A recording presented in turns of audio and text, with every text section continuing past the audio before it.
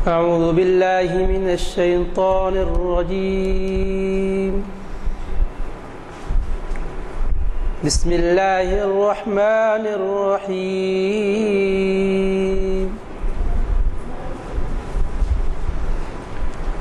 أفحسبتم أنما خلقناكم عبثا وأنكم إلينا لا ترجعون. فتعالى الله الملك الحق لا إله إلا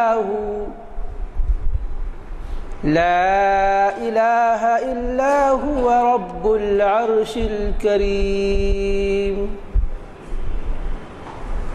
ومن يدع مع الله إلها آخر لا برهان له به فإنما حسابه عند ربه إنه لا يفلح الكافرون. وقل رب اغفر وارحم وأنت خير الراحمين. صدق الله العظيم.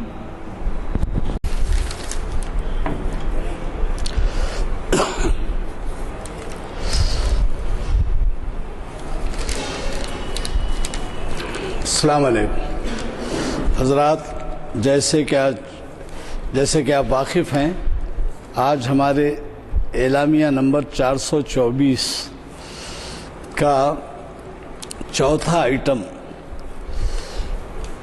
شریعت انفارمیشن سروس کی 437ویں نشست ہے، جو جامع مسجد عالیہ کے کانفرنس ہال میں بعد نماز عصر آج یعنی 19 مارچ 2012 عیسوی اور 25 ربیع الاخر 1433 ہجری بروز دوشنبہ منعقد ہو رہی ہے،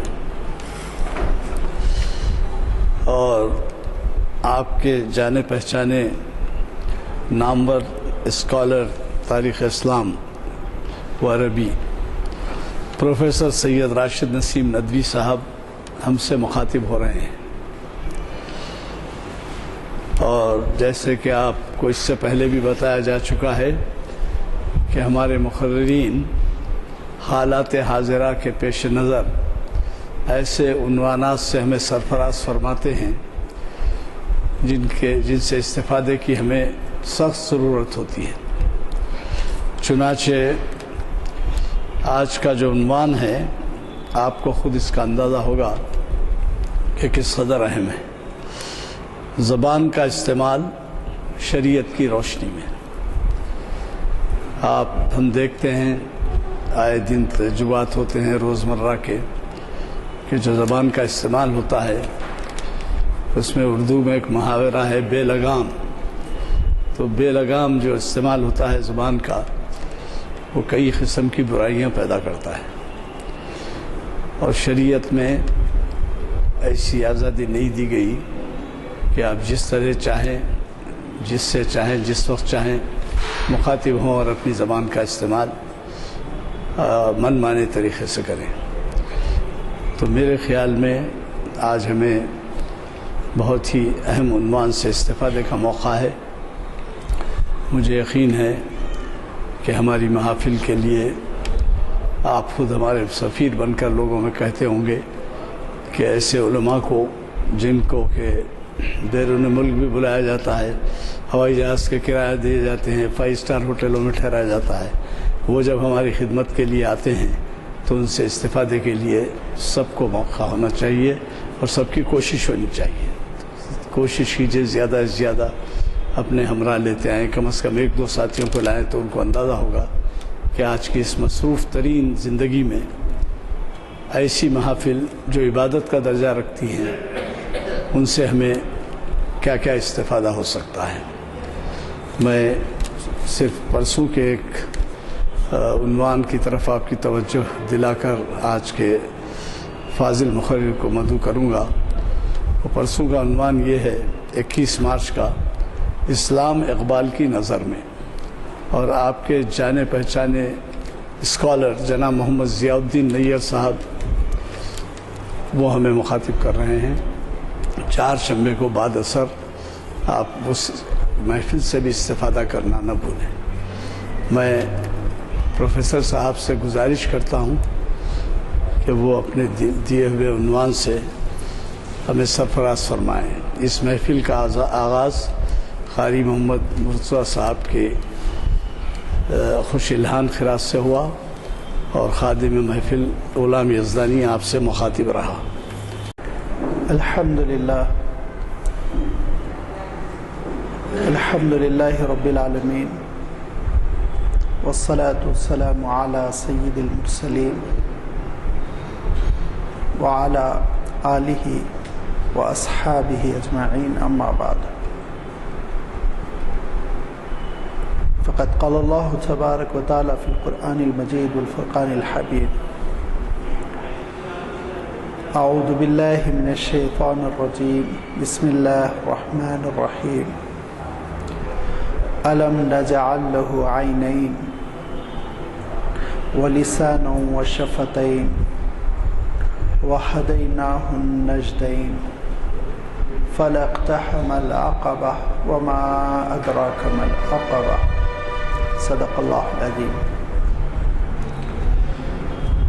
بزرگوں اور دوستو، اسی مسجد عالیہ کے کانفرنس ہال میں 16 جنوری کو مجھے گفتگو کا موقع دیا گیا تھا۔ تو شریعت انفارمیشن لیکچر میں نگاہوں کی حفاظت پر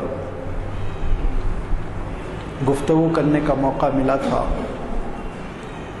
کہ اللہ تعالیٰ نے اپنے کلام میں اور حضور اکرم صلی اللہ علیہ وسلم نے اپنے ارشادات میں مومن بندے کی کس طرح تربیت فرمائی کہ وہ اپنی نگاہوں کا استعمال کرے، کون سی چیزیں ہیں جن کو دیکھا جا سکتا ہے، کون سی چیزیں ہیں جن کو دیکھنا منع ہے۔ جب اس دوسری گفتگو کی نوبت آئی اور آج کی اس تقریب کے لیے عنوان طلب کیا گیا تو فوراً ہی میرا ذہن منتقل ہوا اس آیت کی جانب جس کی ابھی میں نے تلاوت کی، الم نجعل لہ عینین۔ ارشاد باری تعالیٰ ہوتا ہے کیا ہم نے انسان کو 2 آنکھیں نہیں دی؟ اور لازمی بات ہے ان دونوں آنکھوں سے انسان دیکھنے کا عمل انجام دیتا ہے۔ پھر ارشاد فرمایا الم نجعل لہ عینین ولسانا وشفتین، اور کیا ہم نے اس کو ایک زبان نہیں دے رکھی ہے؟ تو لازمی بات ہے جب نگاہوں کے استعمال کی اسلام ایک خاص انسان کو تربیت دیتا ہے تو زبان کے استعمال کی تربیت کیوں نہیں دے گا؟ تو زبان کا استعمال ہم کیسے کریں، اس سلسلے میں بھی گفتگو ہونی چاہیے۔ چنانچہ اسی نقطہ نظر کو مد نظر رکھتے ہوئے زبان کا استعمال شریعت کی روشنی میں یہ عنوان میں نے تجویز کیا کہ اللہ تعالیٰ نے ہم سب کو قوت گویائی عنایت فرمائی۔ یہ قوت گویائی، بولنے کی صلاحیت، گفتگو کرنے کی صلاحیت، یہ مابیہ الامتیاز صفت ہے، یعنی ہم سب کو یہ صفت دیگر مخلوقات سے ممتاز کرتی ہے۔ اس روئے زمین پر جتنی مخلوق ہے، بعض مخلوق ہم سے بڑی طاقتور ہے اور بعض مخلوق ہم سے بہت زیادہ چالاک ہے، لیکن اللہ تعالیٰ نے قوت گویائی صرف اور صرف انسان کو عنایت فرمائی۔ بات چیت کی صلاحیت، گفتگو کرنے کا ملکہ، یہ صرف اور صرف انسان کو دیا گیا ہے، اور اللہ تعالیٰ کی جانب سے جب جو بھی نعمت انسان کو ملتی ہے تو اس نعمت کو صحیح استعمال کرنے کا طریقہ بھی بتایا جاتا ہے۔ اللہ تعالیٰ نے انسان کو دولت عنایت فرمائی تو دولت کو صحیح استعمال کرو، اس کے احکام بھی عنایت فرمائے۔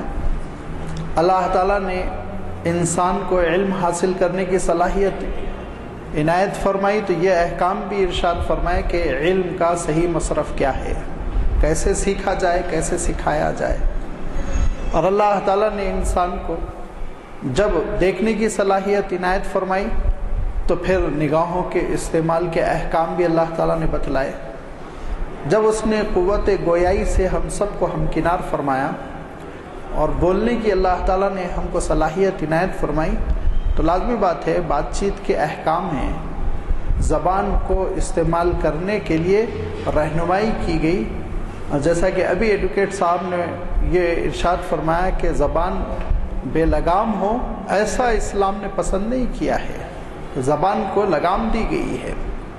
اور انشاءاللہ اگر کبھی موقع ملے تو اس پہ بھی میں گفتگو کروں گا کہ اظہار خیال کی جو آزادی ہے اس کے بھی حدود اسلام نے مقرر کیے ہیں، دل آزاری کی اجازت نہیں دی گئی اسلام میں۔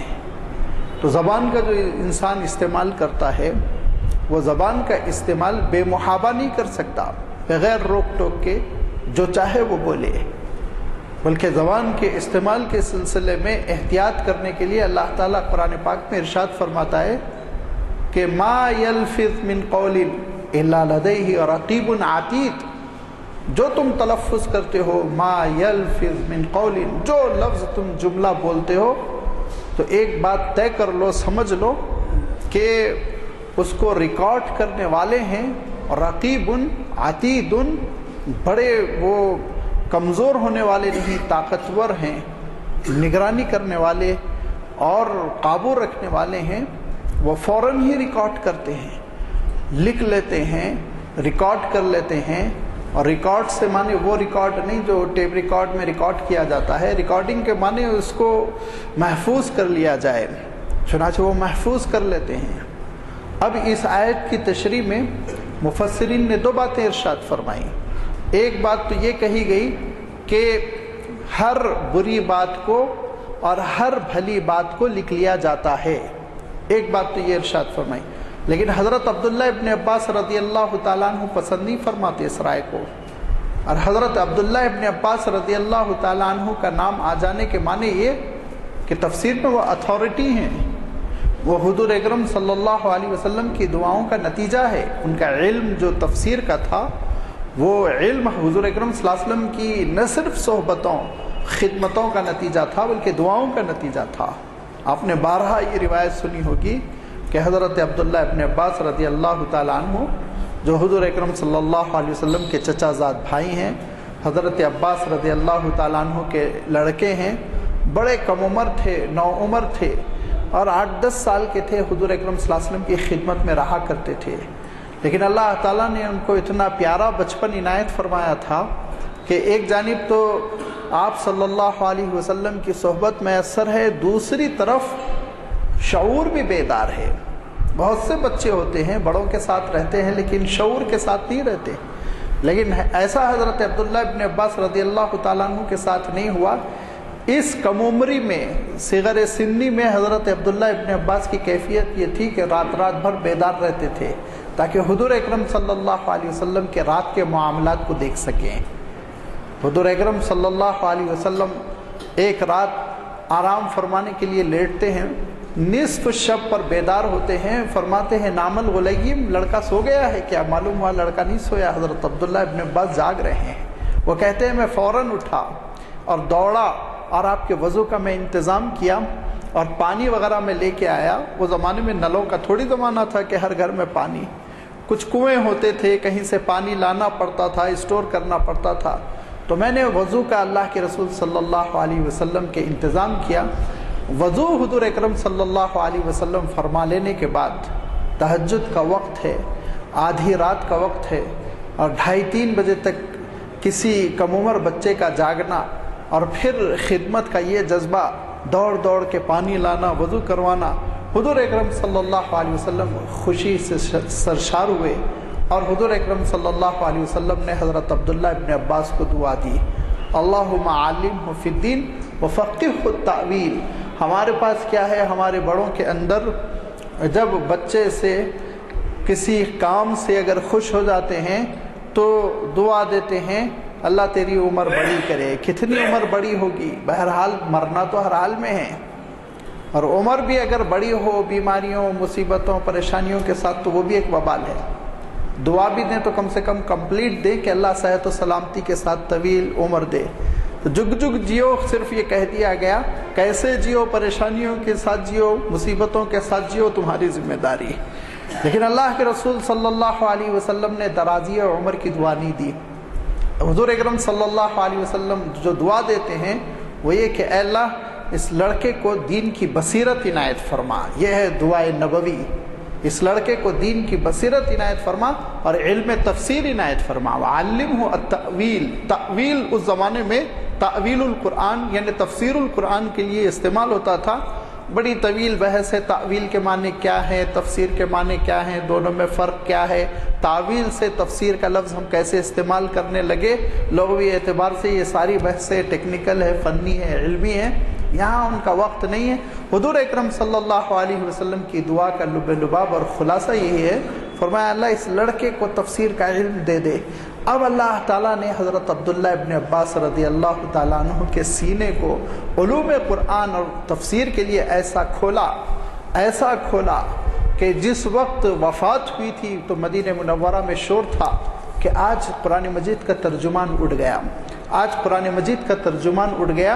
امت نے ان کو ترجمان القرآن کے نام سے یاد کیا. یہ حضرت عبداللہ ابن عباس رضی اللہ تعالیٰ عنہ فرماتے ہیں کہ جب اللہ تعالیٰ نے انکنڈیشنل یہ فرمایا ما یلفظ من قول الا لدیہ رقیب عتید، جو شخص جو بات کرتا ہے تو اس کے ریکارڈ کرنے والے، محفوظ کر لینے والے اور اس کو قلم بند کر لینے والے موجود ہیں، تو پھر اس کو ہم خیر اور شر سے کیوں مقید کریں؟ کہا ہر لفظ جو تم بولتے ہو وہ لکھ لیا جاتا ہے. کہا ہر لفظ جس کا تم تلفظ کرتے ہو اور ہر وہ ورڈ جس کا پروننسیشن تم کر کے اپنی زبان سے آواز نکال دیتے ہو، یہ ہے تلفظ. جب کبھی تم یہ بات کرو گے، کوئی قول کہو گے، جملہ کہو گے، لفظ کہو گے، اس کو ریکارڈ کر لیا جائے گا. لہذا بہت سوچ سمجھ کر گفتگو کیا کرو. حضور اکرم صلی اللہ علیہ وسلم ارشاد فرماتے ہیں کہ دیکھو اگر کہنا ہو تو خیر بھلی اچھی بات کرو، ورنہ پھر تم خاموشی کو ترجیح دو، خاموش رہو. امام نووی رحمۃ اللہ علیہ جو بہت بڑے محدث گزرے ہیں، وہ امام نووی رحمۃ اللہ علیہ فرماتے ہیں کہ دیکھو عام حالات میں گفتگو کے 3 مرحلے ہوتے ہیں یا گفتگو کی 3 قسمیں ہوتی ہیں. کا ایک تو یہ کہ بھلی بات ہے، بولنا ضروری ہے، اچھی بات ہے، ضروری بات ہے اور اس وقت اس کا کرنا ضروری ہے، علم ہے جس کا بیان کرنا ضروری ہے، یا کسی کے حق میں اچھی سفارش ہے، بولنا ضروری ہے، وغیرہ وغیرہ. آپ اس کی تفصیل ذہن میں اپنے پھیلا لیں کہ بات اچھی ہے، بولنا ضروری ہے. نمبر 2، بات ایسی ہے جس میں بولنا اور نہ بولنا برابر ہے. میں یہ سمجھتا ہوں کہ میں نہ بولوں تو یہ ساتھی بول دیں گے، سامنے والا یہ بات بول دے گا، مجھے بولنا ضروری نہیں ہے. اگرچہ کہ مصلحت ہے، نفع ہے، منفعت ہے، بات اچھی ہے، لیکن امکان یہ ہے کہ دوسرا بول دے گا وہ. اور تیسری صورت یہ ہے کہ بات وہ ہے جو بیکار ہے، بکواس ہے، جس کی ضرورت نہیں ہے، لایانی ہے، جس کا اس وقت کوئی تقاضا نہیں ہے. تو فرمایا کہ جو آخری شکل ہے جس کی کوئی ضرورت نہیں، جو لایانی ہے، جو بکواس ہے، اس کو نہیں بولنا چاہیے، خاموش رہنا چاہیے. وہاں تو ضروری ہے کہ انسان خاموشی کو اختیار کر لے. اور فرمایا جہاں بولنا نہ بولنا یہ دونوں برابر ہے، دوسرا بھی بول سکتا ہے، دوسرا بول دینے سے کام چل سکتا ہے، تو اس وقت بھی فرماتے ہیں امام نووی رحمۃ اللہ علیہ خاموش رہنا زیادہ اچھا ہے. دوسرا بول لے. کہا کہ تم کیوں زحمت کرتے ہو سکتا بولتے بولتے کوئی غلطی کر جاؤ، پکڑ میں آ جاؤ، لہذا خاموش رہو. تو اگر کوئی نہیں بول رہا ہے تب الگ بات ہے. اور فرمایا جو پہلی شکل ہے جس کو میں پہلے بیان کیا کہ بولنا ضروری ہے، شرعی مصلحت ہے، نفع ہے، کسی کے حق میں سفارش ہے، اچھی بات ہے، پہنچانا ہے، وغیرہ وغیرہ، تو اس وقت تو ضرور بولو، اس وقت تو ضرور زبان کھولو. یہ فرمایا. یہ ارشاد فرمایا کہ حضور اکرم صلی اللہ علیہ وسلم کی یہی طبیعت تھی، یہی مزاج تھا، یہی اسوہ تھا کہ آپ صلی اللہ علیہ وسلم اس وقت تک خاموش رہتے جب تک کہ ضرورت نہ محسوس کرتے کہ اب بولا جائے۔ حضور اکرم صلی اللہ علیہ وسلم بالاتفاق روات، سارے راوی اس بات پر اتفاق کرتے ہیں کہ بہت قلیل الکلام تھے، بہت کم بولتے تھے اللہ کے رسول صلی اللہ علیہ وسلم، اتنا کم بولتے تھے، اتنا کم بولتے تھے کہ صحابہ خواہش کرتے تھے، صحابہ کے دل میں یہ تمنا ہوتی تھی کہ کوئی دیہات سے نیا سا آدمی آ جائے اور حضور اکرم صلی اللہ علیہ وسلم سے سوال پوچھے، پھر حضور اکرم صلی اللہ علیہ وسلم جواب دے اور اللہ کے رسول صلی اللہ علیہ وسلم کی آواز سے ہم اپنی سماعت کو نوازیں، سنیں آپ صلی اللہ علیہ وسلم کی بات۔ تو آپ سوچئے حضور اکرم صلی اللہ علیہ وسلم کا جو مقام تھا، جو مرتبہ تھا، وہ مرتبے کا تقاضا تو یہ تھا کہ آپ خوب بولتے رہیں، تربیت کرتے رہیں، لیکن اللہ کے رسول صلی اللہ علیہ وسلم نہ بولنے کو ترجیح دیتے تھے، کم گفتگو فرمایا کرتے تھے، حسب ضرورت گفتگو فرمایا کرتے تھے، اتنی ہی گفتگو فرمایا کرتے تھے جتنی گفتگو سے مفہوم واضح ہو جائے۔ لیکن ایک بات یہ بھی ہے، یاد رکھیے، حضور اکرم صلی اللہ علیہ وسلم کی گفتگو کی 3 خصوصیتیں اور ہیں۔ وہ یہ کہ نمبر 1 تو اختصار، بہت مختصر، لیکن کبھی حضور اکرم صلی اللہ علیہ وسلم کی گفتگو میں کنفیوژن جیسی چیز نہیں رہتی تھی، بڑی وضاحت، کلیئر، سننے والا فوراً ہی حقیقت کو سمجھ جاتا، شک و شبے میں نہیں رہتا تھا، وضاحت بہت ہوتی تھی۔ اور اس وضاحت کے ساتھ ساتھ حضور اکرم صلی اللہ علیہ وسلم کی گفتگو میں بڑی نرمی، شیرنی، سختی نہیں، کرختگی نہیں، بہت نرمی کے ساتھ آپ صلی اللہ علیہ وسلم گفتگو فرمایا کرتے تھے۔ اور یہی تو وہ وجہ ہے کہ حضور اکرم صلی اللہ علیہ وسلم کے جملوں کو صحابہ یاد کر لیا کرتے تھے آسانی سے۔ 1 گھنٹے کی، آدھے گھنٹے کی تقریر کون یاد کرے گا؟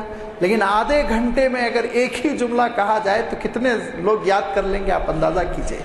یہی وہ وجہ تھی کہ حضور اکرم صلی اللہ علیہ وسلم کے ارشادات صحابہ رٹ لیتے تھے، یاد کر لیتے تھے، اپنی آنے والی نسل کو سنایا، تابعین کو سنایا، تابعین نے تبع تابعین کو سنایا، انہوں نے روات حدیث کو سنایا، انہوں نے ائمہ حدیث کو سنایا، ائمہ حدیث نے قلم بند کر لیا اور کتابی شکل میں اللہ کے رسول صلی اللہ علیہ وسلم کے ارشادات الحمدللہ موجود ہے۔ اللہ کے رسول صلی اللہ علیہ وسلم عملی طور پر بھی کم ارشاد فرمایا کرتے تھے، کم گفتگو فرمایا کرتے تھے، اور تربیت بھی یہی فرماتے تھے، آپ کے ارشادات بھی یہی ہوتے تھے کہ کم بولو۔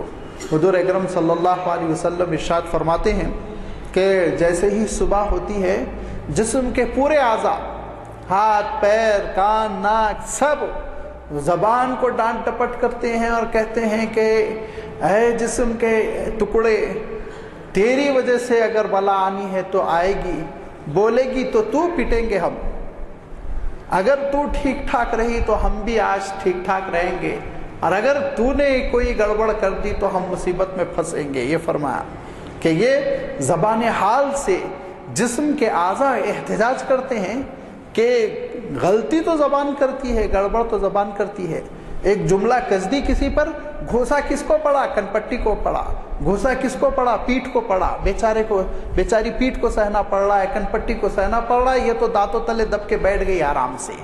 تو یہ آپ صلی اللہ علیہ وسلم نے ایک تشبیہ دیتے ہوئے ارشاد فرمایا تاکہ لوگ سمجھیں زبان کا کیا وبال ہے، زبان کے استعمال کی وجہ سے کیسی کیسی مصیبتیں ہوتی ہیں، یہ لوگ سمجھ لیں۔ اس کے لیے آپ صلی اللہ علیہ وسلم ارشاد فرماتے ہیں صبح ہوتی ہے تو جسم کے پورے اعضاء زبان کی خبر لیتے ہیں اور کہتے ہیں تو ٹھیک ٹھاک رہی تو ہم سب ٹھیک ٹھاک، اور اگر تو راستے سے ہٹ گئی تو ہم سب پریشان ہوں گے۔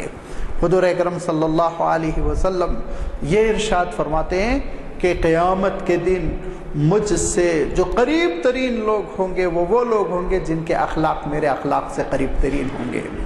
بہت بڑی بشارت ہے ہمارے لیے کہ ہم لوگ زمانے کے اعتبار سے بھی 1500 سال بعد پیدا ہوئے، علاقے کے اعتبار سے بھی آپ جانتے ہیں مدینہ منورہ سے کئی ہزار کلومیٹر دور پیدا ہوئے، تو اس زمانے اور علاقے کے بعد کو انشاءاللہ اللہ تعالیٰ قیامت کے دن ختم کر دے گا، اس وقت جب کہ ہمارے اخلاق اللہ کے رسول صلی اللہ علیہ وسلم کے اخلاق سے قریب تر ہوں۔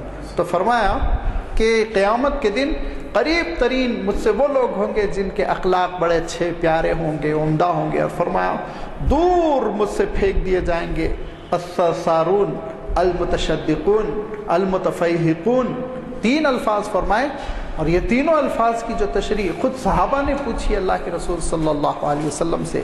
السرسارون فرمایا خوب بولنے والا، بک بک کرنے والا، جس کی زبان رکتی ہی نہیں، جو چاہے وہ بولتا رہتا ہے۔ المتشدقون فرمایا وہ بولنے والا جو اپنے جملوں، اپنے کلام، اپنے الفاظ میں دوسروں کی خبر لیتا رہتا ہے، دوسروں کی عزت پر ہاتھ ڈالتا ہے، کسی کا نام رکھتا ہے، کسی کے سلسلے میں بری بات پھیلاتا ہے، اور کسی کو برے القاب سے یاد کرتا ہے۔ اور متفیہقون کے سلسلے میں فرمایا تکبر کے ساتھ بولتا ہے، ایسا بولتا ہے کہ مجلس پہ اس کی جم جائے، اور یہ چاہتا ہے کہ روک ڈال دے، یہ چاہتا ہے کہ اپنے الفاظ سے، اپنے کلام سے وہ دوسروں کو بولنے نہ دے، دوسروں کی بولتی بند کر دے، وہ غالب آ جائے مجلس میں۔ فرمایا یہ لوگ تو مجھ سے قیامت کے دن بہت دور ڈال دیے جائیں گے۔ پتہ یہ چلا کہ گفتگو بڑی نرم ہونی چاہیے، کم ہونی چاہیے، حسب ضرورت ہونی چاہیے، اور یہی وہ گفتگو ہے جو انسان کے لیے وبال بنتی ہے۔ ایک صحابی نے حضرت عبداللہ ابن مسعود رضی اللہ تعالیٰ عنہ نے پوچھا، یا حضرت معاذ بن جبل رضی اللہ تعالیٰ عنہ، یہ دو میں سے کوئی ایک صحابی ہیں، وہ پوچھتے ہیں اللہ کے رسول کچھ ایسے آج مشورے دے دیجئے کہ جنت میرے لیے ممکن ہو جائے، جہنم سے بہت دور چلا جاؤں۔ حضور اکرم صلی اللہ علیہ وسلم نے فرمایا بات تو بہت بڑی ہے، عظیم الشان ہے، لیکن اللہ توفیق دے دے تو تمہارے لیے بہت آسان ہے۔ آپ صلی اللہ علیہ وسلم نے نماز کا تذکرہ فرمایا، روزے کا ذکر، رمضان کا ذکر، حج کا ذکر فرمایا۔ آپ صلی اللہ علیہ وسلم نے راتوں کی نماز یعنی تہجد کا ذکر فرمایا، اور آیت بھی تلاوت فرمائی، تتجافا جنوبہم عن المضاجع خوفا و طمعا والی آیت، کہ رات کے وقت جب کہ بچھونوں سے انسان کے پہلو لگ جاتے ہیں، اللہ کے نیک بندے آرام کو، راحت کو قربان کر کے اللہ کے لیے کھڑے ہو جاتے ہیں، یعنی تہجد کا تذکرہ فرمایا۔ پھر جہاد کا بھی تذکرہ فرمایا۔ یہ سب کا تذکرہ کرنے کے بعد حضور اکرم صلی اللہ علیہ وسلم نے ارشاد فرمایا یہ سب کرنا ممکن ہو، ایسی صفت ملاک ذالک، ملاک مانے ایسا کہ ملکیت، کنٹرول ہو سکے ان سب پہ، ایسی چیز کیا میں تم کو بتا دوں؟ تو انہوں نے کہا اللہ کے رسول ضرور آپ بتا دیں۔ تو آپ صلی اللہ علیہ وسلم زبان کو پکڑ کے فرماتے کف ھذا، اس کو کنٹرول میں رکھو، اس کو کنٹرول میں رکھو۔ تو کہا زبان، اللہ کے رسول کیا زبان بھی مصیبت بناتی ہے، پریشانی کا مسئلہ ہے؟ حضور نے فرمایا اور کیا، یہ زبان ہی تو ہے، اسی کی تو کھیتی کاٹنے کے لیے اکثر و بیشتر لوگ جہنم جائیں گے۔ فرمایا کہ اوندھے منہ جہنم پھینکے جائیں گے، جو زبان کی کھیتی، جو زبان بوئے گی اس دنیا میں، اس کو کاٹنے کے لیے جہنم انسان کو جانا پڑے گا۔ یہ وہ زبان ہے جس زبان کا عالم یہ ہے کہ ایک حدیث پر غور کرنے سے اندازہ ہوتا ہے کہ حضور اکرم صلی اللہ علیہ وسلم نے زیادہ تر اس میں زبان کی برائیوں کا تذکرہ فرمایا۔ وہ حدیث نفاق کی علامتوں والی حدیث ہے۔ حضور اکرم صلی اللہ علیہ وسلم نے نفاق کی علامتوں والی حدیث میں تذکرہ فرماتے ہوئے 4 علامتیں نفاق کی ہیں فرمایا۔ ان 4 علامتوں میں 3 کا تعلق زبان سے ہے، 1 کا تعلق عمل سے ہے۔ حضور اکرم صلی اللہ علیہ وسلم ارشاد فرماتے ہیں کہ نفاق کی علامتوں میں سے ایک علامت یہ ہے کہ جب گفتگو کرے تو جھوٹ بولے، زبان سے ہو گیا تعلق۔ نمبر 2 اذا خاصم فجرا، جب جھگڑا ہو جائے تو گالی دے، زبان سے تعلق ہو گیا۔ حضور اکرم صلی اللہ علیہ وسلم ارشاد فرماتے اذا وعد اخلف، جب وعدہ کرو تو وعدہ خلافی کرو، زبان سے ہو گیا تعلق۔ ہاں ایک اور ایسا عمل ہے جس کا راست زبان سے تعلق نہیں ہے، اور وہ فرمایا اذا تمن خانہ، جب امانت دی جائے تو خیانت کرے۔ تو معلوم یہ ہوا نفاق کی علامتیں 75% اس کا تعلق زبان سے ہے، 75% نفاق کے گناہ ان کا تعلق زبان سے ہے۔ سب سے پہلی چیز کیا فرمایا اللہ کے رسول صلی اللہ علیہ وسلم ارشاد فرماتے کہ انسان گفتگو کرے اور گفتگو میں جھوٹ کی ملاوٹ، فرمایا کہ یہ انسان کو تباہ کر دیتی ہے، ایسے تباہ کر دیتی ہے۔ اللہ کے رسول صلی اللہ علیہ وسلم ارشاد فرماتے ہیں چھوٹے چھوٹے جھوٹ بولنا شروع کرتا ہے انسان، ہلکے پھلکے، یہاں تک کہ جھوٹ کا عادی بن جاتا ہے۔ وَيُكْتَبْ عِنْدَ اللَّهِ كَذَّابًا، ایک وقت آتا ہے اللہ تعالیٰ کے پاس اس کو کذاب لکھ دیا جاتا ہے۔ اور یہ فرمایا دیکھو سچ جو ہے نا نیکی کی دعوت دیتا ہے اور نیکی جو ہے جنت کی طرف لے جاتی ہے. اور یہ فرمایا ان الکذب یہدی الی الفجور، جھوٹ ناپاکیوں، گناہوں اور بدکاریوں کی جانب انسان کو لے جاتا ہے، اور فجور انسان کو جہنم کی جانب لے جا کر چھوڑ دیتے ہیں. یہ وہ جھوٹ ہے جس کے بارے میں حضور اکرم صلی اللہ علیہ وسلم فرماتے تھے اتنا احتیاط کرو، اتنا احتیاط کرو، مذاق میں بھی جھوٹ نہ بولو. ہنسانا چاہتے ہو لوگوں کو اور لوگوں کے درمیان کچھ مزاحیہ قسم کی بات کرنا چاہتے ہو تو جھوٹ بول کے نہ کرو.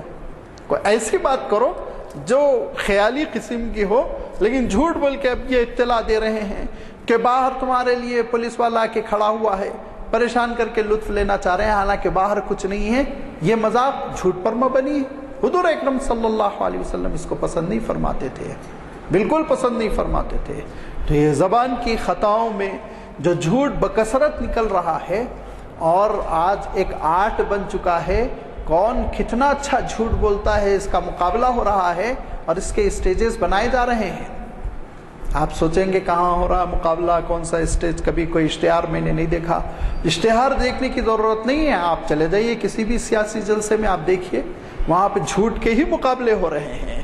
ایک سے بڑا ایک جھوٹ کو اچھے سے اچھے اسٹائل اور اچھے سے اچھے انداز میں پیش کرنے کی کوشش کر رہا ہے. اور حضور اکرم صلی اللہ علیہ وسلم صدق بیانی کی، سچائی کی تاکید فرمایا کرتے تھے اور ذرہ برابر جھوٹ کو گوارا نہیں کرتے تھے. کہا کہ خواب میں بھی اگر تم نے کچھ دیکھا تو اس میں اضافہ نہ کرو، اس میں جھوٹ کی ملاوٹ نہ کرو. حضور اکرم صلی اللہ علیہ وسلم ارشاد فرمایا کرتے تھے افر الفریہ، بہت بدترین قسم کا جھوٹ یہ ہے کہ آنکھوں نے خواب میں جو نہیں دیکھا انسان اس کو بیان کرے.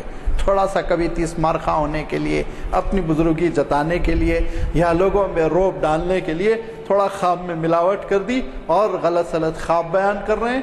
کیا جاتا ہے اس میں کسی کا نہ کسی کو نقصان نہ کسی کو فائدہ. نہیں، فرمایا نہیں، یہ بھی جھوٹ کی عادت ہے، اس کو بھی ترک کر دو. اور فرمایا مجھے دکھایا گیا، اللہ کے رسول صلی اللہ علیہ وسلم ارشاد فرماتے ہیں مجھے دکھایا گیا کہ ایک شخص اپنی گدی کے بل لیٹا ہوا ہے اور ایک طرف سے اس کو ایک شخص کاٹ رہا ہے، منخر سے یعنی ناک سے اور یہ لبوں کے درمیان سے اس کو کاٹتے کاٹتے کاٹتے گدی تک کاٹ ڈالا.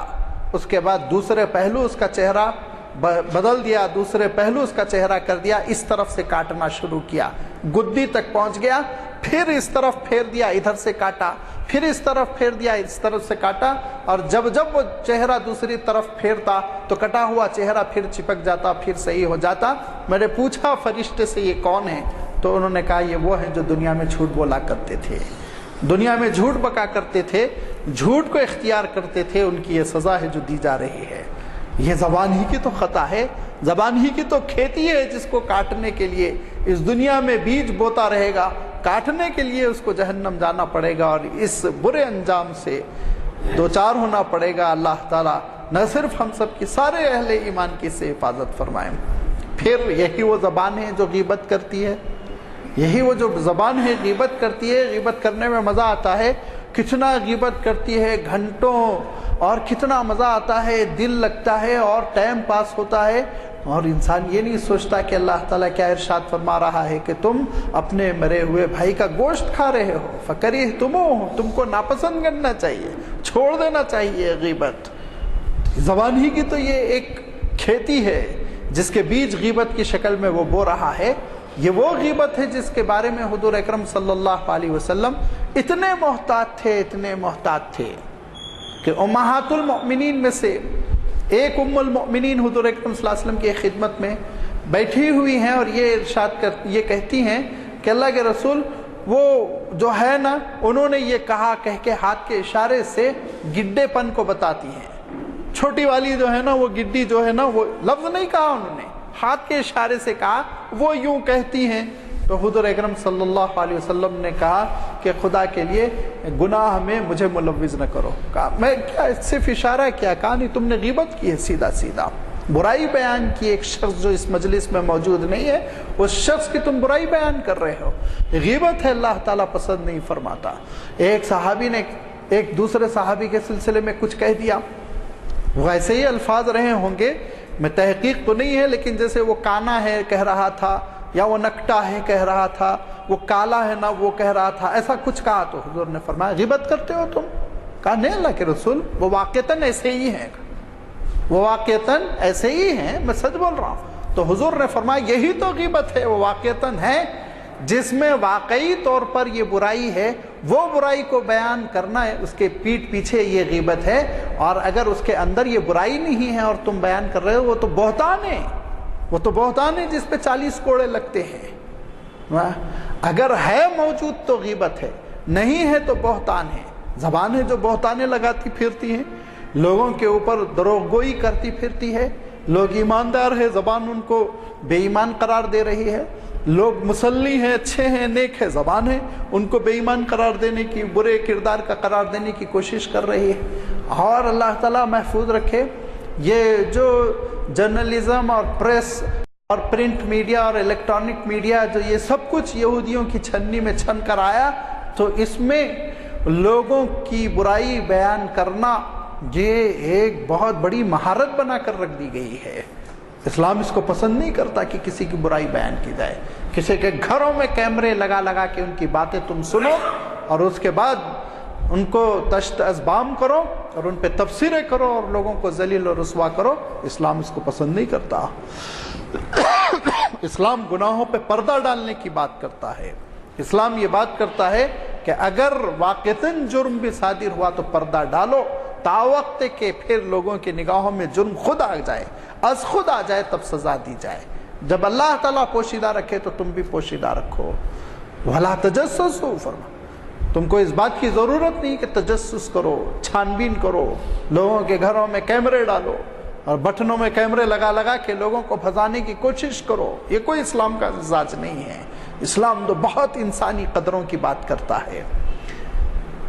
پھر بہتان ہے، بہتان کے بعد چغل خوری ہے جو زبان کے ذریعے سے انسان کرتا ہے۔ چغل خوری کیا ہے؟ لگائی بجائی، ادھر جا کے کچھ کہہ رہے ہیں۔ حضور اکرم صلی اللہ علیہ وسلم نے ذی الوجہین فرمایا، دو چہرے والا ہے، فرمایا کہ ادھر کچھ بولتا ہے ادھر کچھ بولتا ہے، ادھر کسی کی تعریف کرتا ہے اور اس کے بعد خوشامدی جملے کرتا ہے اور کہتا ہے آپ سے بڑھ کر کوئی نہیں ہے، آپ اتنے اچھے ہیں، آپ ہی کو تو حق تھا، آپ ہی کو تو پرموشن ملنا چاہیے تھا۔ وہاں آپ کے مخالف کو جا کے کہتا ہے وہ الو کو تھوڑی پرمیشن ملنا تھا، پرمیشن تو آپ کو ملنا چاہیے۔ فرمایا یہ منافق ہے۔ منافق ایک صحابی دوسرے صحابی سے کہنے لگے کہ آج عالم یہ ہو گیا ہے کہ ہم گورنرز کے پاس، حکمرانوں کے پاس جاتے ہیں اور جو ان میں نہیں ہے وہ ہم تعریف کرتے ہیں، دوسروں کی برائی کرتے ہیں۔ تو دوسرے صحابی نے کہا یہی تو ہمارے دور میں نفاق کہلاتا تھا، اسی کو تو ہم لوگ منافق کہتے تھے۔ تو اسلام نے اس نفاق کی اور اس دروغ گوئی کی اور یہ چغل خوری کی بالکل اجازت نہیں دی۔ اللہ تعالیٰ ارشاد فرماتا ہے وَيْلٌ لِكُلِّ هُمَزَةٍ لُمَزَةٍ، تباہ ہے، برباد ہے وہ شخص جو ادھر کچھ بولتا ہے ادھر کچھ بولتا ہے، لگائی بجائی کرتا ہے، لڑاتا ہے، لڑانے کے بعد اس کو بڑا مزہ آتا ہے۔ کتنے لوگ ہیں جو اس پیشے کو اپنائے ہوئے ہیں اور زندگی اس میں بسر کر رہے ہیں اور اس کو اپنا کارنامہ سمجھتے ہیں، اور اس کی وجہ سے لوگوں میں انتشار افتراق ڈالے ہوئے ہیں، خاندان ٹکڑے ٹکڑے ہو رہے ہیں اور جماعتیں وہ ٹوٹ رہی ہیں، بکھر رہی ہیں، اور وہ سمجھتے ہیں کہ ہم بہت تیس مارکہ ہیں، بہت بڑا کارنامہ انجام دے رہے ہیں۔ اور اللہ تعالیٰ ان پر تبصرہ کر کے ارشاد فرما رہا ہے کہ وَيْلٌ لِكُلِّ هُمَزَةٍ لُمَزَةٍ، یہ لگائی بجائی کرنے والے حماز اور لماز یہ سب جہنم میں جانے والے ہیں۔ وَيْلٌ کی ایک تشریح کی گئی، جہنم کی ایک وادی کا نام ہے جس میں ان کو ڈال دیا جائے گا۔ یہی وہ زبان ہے جو یہ لگائی بجائی کرتی ہے، یہی وہ زبان ہے جس کا عالم یہ ہے کہ برے القاب لوگوں کو لگا دیتی ہے۔ اس کا کچھ لقب رکھ دیا، اس کا کچھ نام رکھ دیا، اس کا کچھ نام رکھ دیا۔ بئس الاسم الفسوق بعد الایمان، برے القاب سے کسی کو نہ یاد کرو کہا۔ کتنا برا گناہ ہے، اللہ تعالیٰ ارشاد فرماتا ہے ایمان قبول کر لینے کے بعد دین سے نکل جانا اور لوگوں کو برے ناموں سے یاد کرنا، برے ناموں سے پکارنا، کسی کا کچھ نام رکھ دیا، کسی کا کچھ نام رکھ دیا۔ یہ اللہ تعالیٰ اس کو سخت ناپسند کرتے ہوئے ارشاد فرماتا ہے بئس الفسوق بعد الایمان، ایمان لا لینے کے بعد کتنی بڑی برائی ہے۔ یہی وہ زبان ہے جس کا عالم یہ ہے کہ ذرا سی ناراضگی پہ گالی دے دیتی ہے، بڑی بڑی گالی دے دینا، گندی گندی بات کر دینا، حضور اکرم صلی اللہ علیہ وسلم ارشاد فرماتے ہیں مومن کبھی بے حیائی بکنے والا نہیں ہو سکتا، لیس بفاحش، کبھی وہ بے حیائی کی باتیں کرنے والا نہیں ہو سکتا۔ حضور اکرم صلی اللہ علیہ وسلم ارشاد فرماتے ہیں کہ سباب المؤمن فسوق، کسی مومن کو گالی دینا یہ دین سے نکل جانا ہے، وقتالہ کفر، اور اگر کوئی قتل کر دیا تو وہ کافر ہو گیا۔ فرمایا یہ وہ گالی جو زبان پہ آج بہت ہلکی ہو گئی ہے، بہت آرام سے لوگ دیتے ہیں، اور ان گالیوں کی عادت کا عالم یہ ہو گیا ہے کہ گاڑیوں کو گالی دیں گے، جانوروں کو گالی دیں گے، بکریوں مرغیوں کو گالی دیں گے، اپنے بچوں کو گالی دیں گے، اپنی اولاد کو گالی دیں گے، نعوذ باللہ گندے گندے الفاظ استعمال کریں گے، اس کو کمال سمجھتے ہیں۔ یہ وہ گالیاں ہیں جو آپ کے لیے بدعمالیاں بن رہی ہیں، جو لکھی جا رہی ہیں کہ ایک مرتبہ انہوں نے اس کو یہ کہا۔ حضور اکرم صلی اللہ علیہ وسلم ارشاد فرماتے ہیں خبثت نفسی نہ کہو۔ خبثت نفسی کا ترجمہ میں زیادہ سے زیادہ یوں کر سکتا ہوں کہ طبیعت بڑی خبیث ہو رہی، بری ہو رہی ہے، دل نہیں لگ رہا ہے، فرمایا ہرگز نہ کہو ایسی باتیں، اور لعنت ملامت نہ کرو کہا۔ لعنت و ملامت حضور اکرم صلی اللہ علیہ وسلم منع فرماتے ہیں، اور ارشاد فرماتے ہیں کہ اگر تم کسی کے اوپر لعنت و ملامت کرو گے تو تم ہی پر وہ لوٹ کر آئے گی، فرمایا آپ صلی اللہ علیہ وسلم نے، تم ہی پر وہ لوٹ کر آئے گی۔ ایک مرتبہ ایک خاتون، بڑی تفصیل ہے، ان کا ایک ایسا جرم تھا جس کی وجہ سے ان پر سزا جاری ہو رہی ہے۔ سزا جاری کرتے کرتے ایک صحابی نے سزا جاری کرتے کرتے مجرم پر یہ کہہ دیا اخزاہ اللہ، اللہ میاں تم کو ذلیل و رسوا کرے۔ حضور نے کہا شیطان کو کیوں خوش کرتے ہو اپنے بھائی کو بددعا دے کر؟ شیطان کو خوش کر رہے ہو، کہا ابلیس کو خوش کر رہے ہو، وہ خوش ہو رہا ہے کہ دیکھو میں گالی کھلا رہا ہوں اور میں لعنت و ملامت کروا رہا ہوں، لہذا اس کی تم کیوں ہمت افزائی کرتے ہو؟ نہ کہو ایسے الفاظ۔ حضور اکرم صلی اللہ علیہ وسلم کے دربار میں کچھ صحابہ بیٹھے ہوئے ہیں، ایک خاص نام لے کے حضور اکرم صلی اللہ علیہ وسلم نے پوچھا وہ صاحب بہت دنوں سے نہیں آ رہے، کیا بات ہے؟ تو ایک دوسرے صحابی کہتے ہیں ذالک المنافق، ارے وہ منافق۔ حضور اکرم صلی اللہ علیہ وسلم ڈانٹتے ہیں اور کہتے ہیں اس نے لا الہ الا اللہ محمد الرسول اللہ پڑھا، تم کو حق نہیں ہے کہ تم اس کو منافق کہو۔ اتنا زبان پر کنٹرول کی اللہ کے رسول صلی اللہ علیہ وسلم دعوت دیتے تھے، اور آج ہمارے معاشرے کا عالم یہ ہو گیا، عوام الناس تو عوام الناس ہے، علماء اسٹیج پر وہ بدوائیں دیتے ہیں، لعنت و ملامت کرتے ہیں، کفر کے فتوے کی توپیں کھول دیتے ہیں، اور مسلمانوں میں سے کسی ایک گروپ کے اوپر جب وہ تختہ مشق ان کو بناتے ہیں تو پھر بے لگام تبصرے کرتے ہیں، جو چاہے وہ بولتے ہیں، ان سب کا ان کو قیامت کے دن اللہ تعالیٰ کے پاس جواب دینا ہوگا۔ یہ امت محمدی کے افراد، ان کی ہر ایک کی اپنی ایک اہمیت ہے، اور ان میں سے کسی کو بھی داغدار بنانے کے معنی یہ کہ حضور اکرم صلی اللہ علیہ وسلم سے جنگ بول لینا، قیامت کے دن اللہ کے رسول صلی اللہ علیہ وسلم کے سامنے کھڑے ہو کے اللہ کو جواب دینا ہوگا۔ لہذا زبان کو بہت قابو میں رکھنا چاہیے، زبان پر کنٹرول کرنا چاہیے، جو بات منہ میں آ جائے وہ نہیں کہنی چاہیے۔ حضور اکرم صلی اللہ علیہ وسلم فرمایا کرتے تھے، بکثرت فرمایا کرتے تھے، لوگوں دو چیز کی تم شیورٹی دے دو، میں تم کو جنت کی شیورٹی دوں گا، زبان کے استعمال کی ضمانت تم مجھے دے دو، اور اپنے دامن کی پاک دامنی کی شیورٹی تم مجھے دے دو، میں تم کو جنت کی شیورٹی دوں گا، جنت کی ضمانت دوں گا۔ اللہ تعالی ہم سب کو اپنی زبان کو قابو میں رکھنے کی توفیق عنایت فرمائے۔ وآخر دعوانا ان الحمد للہ رب العالمین۔ سننے کو ملا جو آج ہم اس محفل کے اختتام پر یہ محسوس کر رہے ہیں کہ ہم یہاں سے کچھ لے کے اٹھ رہے ہیں۔ بہرحال بڑی خوشی ہے کہ ہمارے مقررین بڑی تیاریوں کے ساتھ یہاں آتے ہیں، اور شاید بڑی بڑی کتابیں، بڑی بڑی جلدیں اگر ہم پڑھیں تو اس کو گھنٹے درکار ہوں گے، اور وہ ہمارے سامنے ایک مرتکز کیفیت میں پیش ہو جاتی ہیں باتیں۔ ہمیں اللہ تعالیٰ کا شکر ادا کرنا چاہیے کہ وہ اس نے ہمیں ایسے مواقع عطا کیے، اور اس کے بعد ظاہر ہے کہ ہم مقرر صاحب کے ممنون ہونا بھی ہمارے لیے ضروری ہے کہ انہوں نے ہمیں ایسے اہم خطاب سے استفادے کا موقع دیا۔ چونکہ دعا ہو چکی ہے اس لیے محفل کی برخاستگی کا اعلان. سوالات اگر کوئی کرنا ہے تو آپ کر لیں. ہوئی ہو کسی کو اطلاع دینا ہے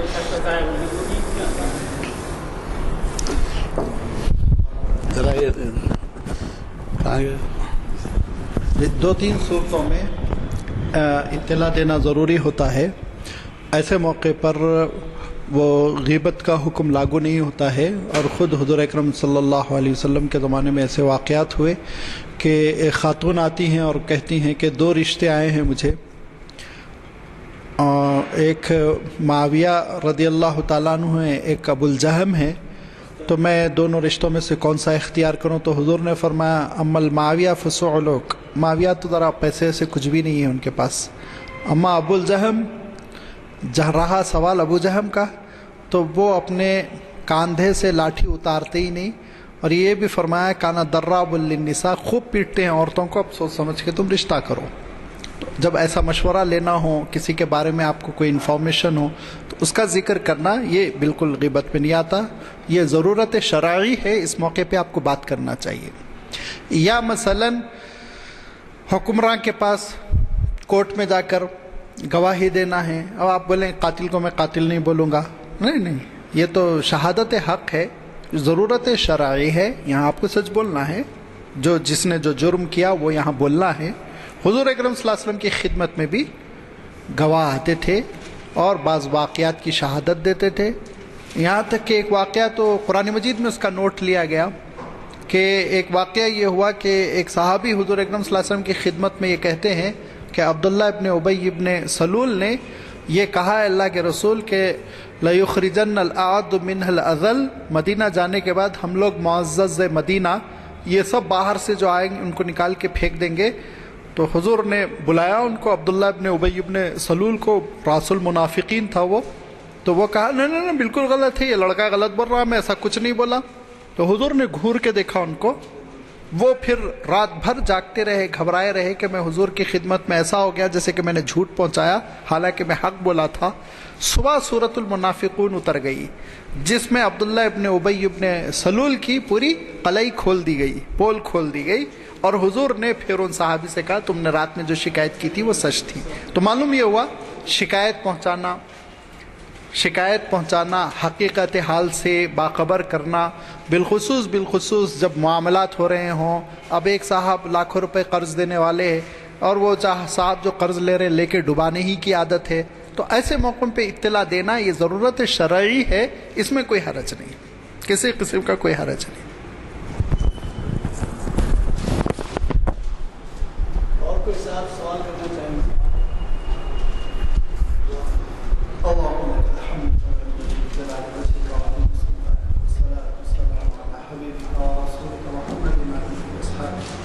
ربنا تقبل منا انك انت السميع العليم.